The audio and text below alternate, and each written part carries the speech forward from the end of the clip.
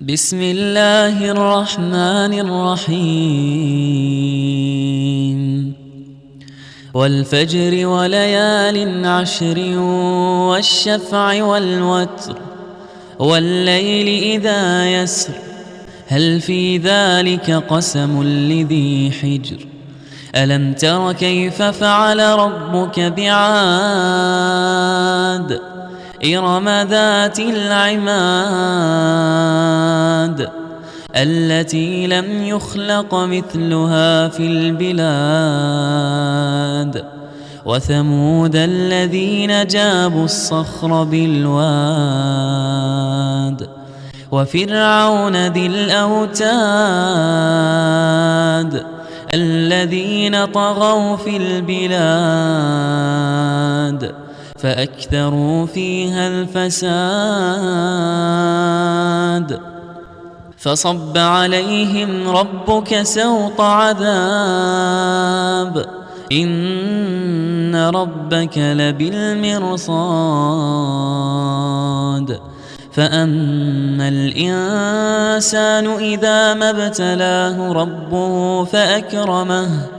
فأكرمه ونعمه فيقول ربي أكرمن وأما إذا ما ابتلاه فقدر عليه رزقه فيقول ربي أهانن كلا بل لا تكرمون اليتيم ولا تحاضون على طعام المسكين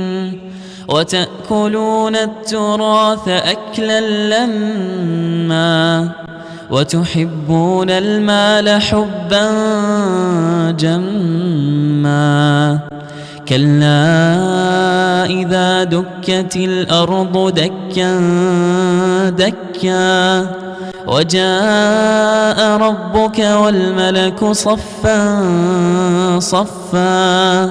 وجيء يومئذ بجهنم يومئذ يتذكر الإنسان وأنى له الذكرى يقول يا ليتني قدمت لحياتي فيومئذ لا يعذب عذابه أحد ولا يوثق وثاقه أحد يا أيتها النفس المطمئنة ارجعي إلى ربك راضية مرضية